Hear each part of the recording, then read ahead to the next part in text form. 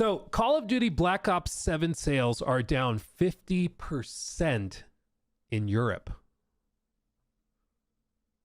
There's a little more nuance to it than that, but that's it's not great.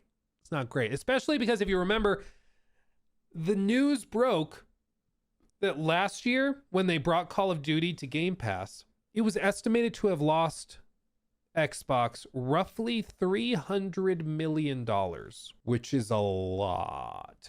And my frustration, like personally, who cares about Call of Duty? I don't play it. I'm not that interested. Who cares? The problem is that when let's use an analogy. When you're on a raft, you ever play one of those games like where you build a raft? When you're in a raft and one corner of the raft starts to sink, what do you have to do?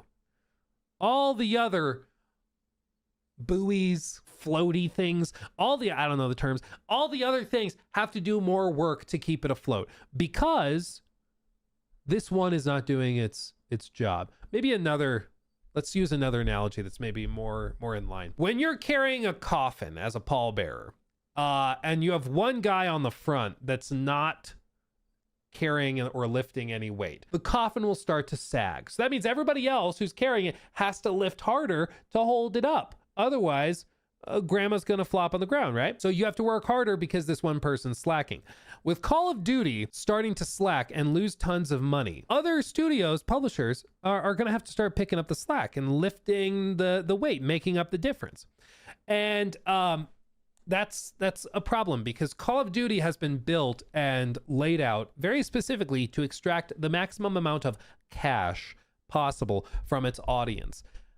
And it's built in that way because it's the type of game where you can do that. But now what's happened is that Microsoft CFO, Amy Wood, I believe it is, she has mandated that the entire Xbox division achieves a 30% margin. For every dollar that they take in, 30 cents of it has to be profit. And so that sounds fine. But when you realize that Call of Duty is potentially hemorrhaging $300 million a year, that's a problem. Because that money has to come up somewhere from someone else. And that's when you start to see other studios trying to pick up the slack.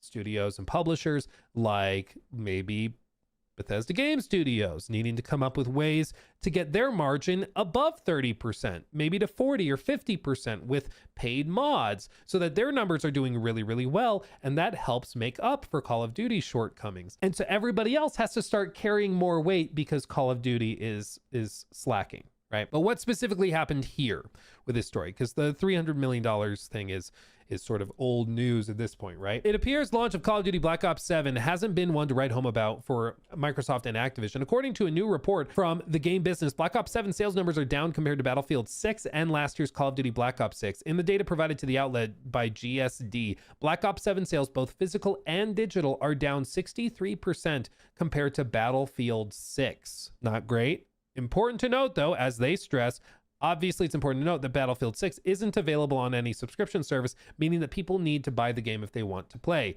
So while the sales numbers for Battlefield 6 are higher, it's still probably that the overall player count for Call of Duty is actually higher, which is true. But that's why going year to year comparisons can be quite telling because it seems pretty clear that Black Ops 7 is not outperforming last year's Call of Duty game either by any stretch of the imagination.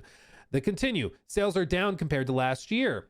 Where things get a little dicey is when you look at the comparison to last year's release, Black Ops 7, because remember, Black Ops 7 was also on a subscription service. It was on Game Pass. So you can't be like, oh, it's different because you had to buy. No. You could also get it through Game Pass, okay?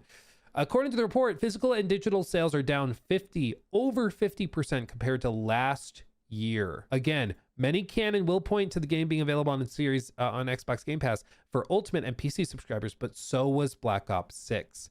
The market situation is the same.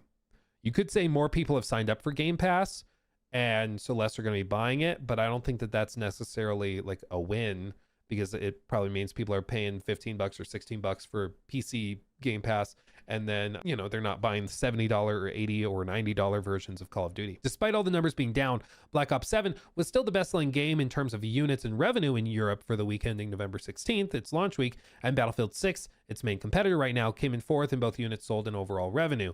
But I mean, there's not really much else launching in that particular window that would be appealing to Call of Duty fans. Yeah, at the end of the day, it's not like Call of Duty is a dwindling franchise. This is still generating revenue for its developers and publishers. Still, it's interesting to see how far sales have fallen, and if it's simply a case of more people playing on Game Pass, or if there's really a drop-off of interest in the 22-year-old franchise. I mean, we've also paired this with other news and information. For example, it was revealed that, not really revealed, we saw that Arc Raiders on launch day of Call of Duty had more players or more viewers on Twitch. More viewers were interested in watching Arc Raiders than Call of Duty.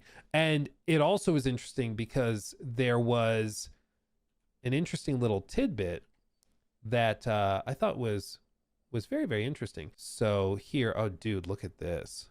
I didn't know this. So Arc Raiders is currently at 107,000. Call of Duty Black Ops 7 is down at 38,000. That's way lower. That's way lower.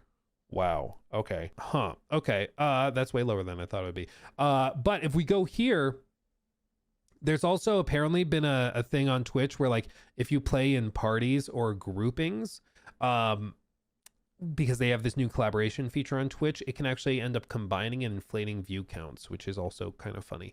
But you can see it's a lot of, I remember Aiden back in like OG Warzone era. That's funny. And then Arc Raiders, Shroud, Symphony, Nadeshot, Nick Merckx, Myth, Hutch, Boxy, lot of big guys. So it seems like the market has largely spoken. Now, people who previously were like, oh, is this going to be year that Call of Duty flops? No. Flopping is a term that has a specific definition, and Call of Duty is so freaking big that I don't think it will ever necessarily flop. I think it's one of those things that has to slowly fade and wither. You know, it's one of those games that I think just year over year, like the growth will start to slow, it'll start to plateau, then it might start to drop. But it's not like it's going to launch and then it only sells 1 million copies. It's always going to sell stupid well. But I think player engagement will drop, and those types of metrics and stats will start to struggle. So I think it's not really a surprise. Call of Duty is, and has been for a long time, largely out of touch with a large portion of the fan base. Clearly they're in touch with the whales and the people spending a lot of money, which is why they are doing the events that they do and why they're selling the skins that they sell. But there is a huge subset of the audience which clearly they've lost touch with, and they don't know how to appeal to them. That campaign did not do it. The multiplayer is not doing it. The overall offering is just not doing it for players. And other games like Arc Raiders are coming along and are much more compelling for people. And you're seeing even for content creators, which I'm saying this as an influencer, which I hate the term, but I'm saying this as an influencer. These companies, they care way too much what we think and what we do. And I'm telling you, the numbers, the engagement, the sales, that's all so-so. What's really probably causing panic is that they can't get the streamers to play their game. And the streamers that used to be COD streamers are going and trying games like Arc Raiders because they're so fed up with Call of Duty. Like, that's what's really causing panic. That's what's really freaking them out.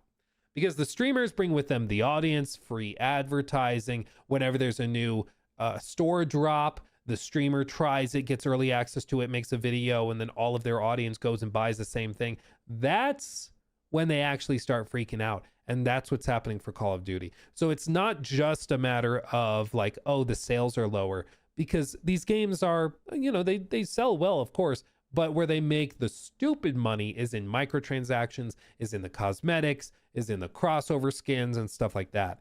And if they don't have the built-in advertising mechanism for earned media that is streamers, you're in trouble. You're in big trouble. So they need a major adjustment. I don't know what their plan is to fix it. Weirdly enough, I've seen a lot of people calling for like a return to gritty, grounded Call of Duty. people calling for them to go back to like Call of Duty World War II. No more Godzilla crossovers or anything, but just like World War II, Call of Duty. Pure and simple. High production value, nothing crazy, nothing insane, just good old school Call of Duty. I don't think they'll do that, but time will tell. I think also what would benefit them a lot is if they took like a year off and just took a breather. But I also don't think they're going to do that because, again, the whole thing right now is that Microsoft has set the expectation they need 30% margin on everything. And that's just not that easy to do. It's just not. It's not even the industry standard in the games industry. Like, it's just not. It's just not. Then they'll complain about the guns. Well, that's part of the thing is that they've created a monster in the form of like the audience that is super twitchy, super sweaty, that loves the idea that the meta changes every 3 days, because then they can make new videos and streams about the new meta. Like, those people are not going to, like, I don't think they're helping you, you know? Like, did you ever see, he's a way bigger streamer than me, so it's okay for me to pull this up because this was so funny. Okay, do you guys know, I think this is the clip, do you guys know this guy, FaZe Swag? Just tell me if you feel like this reaction is totally earned and legit, or if maybe he's hamming it up a little. They know we're here. Go out. Wait. Is it Fiend? Oh my gosh, look at the way he's holding the character. And they're playing Fiend. CoD is back.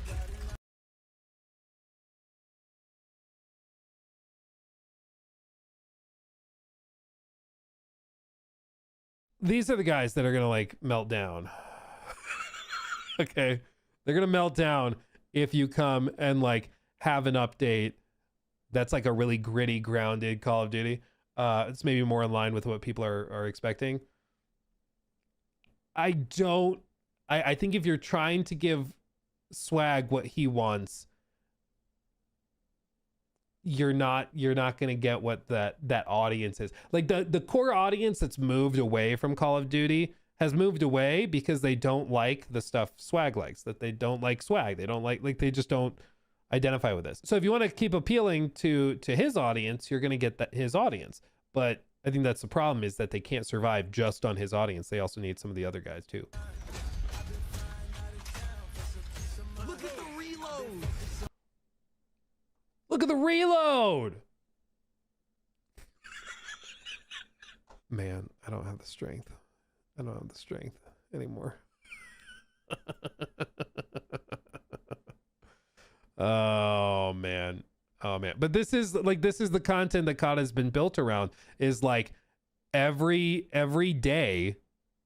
It's like literally every day there is a new video on like a new weapon, a new gun, a new shiny something, a new loadout, all this stuff. Like, that's what these are built around. And at some point, like, you can keep grinding that out, or you got to shake it up. So yeah, to be clear, I was not the only one who found that to be cringe. It did go viral back when it first dropped, because people were like, it does not look that good. What are you talking about? Like, what are we doing? Oh man. Oh man. He took my thing.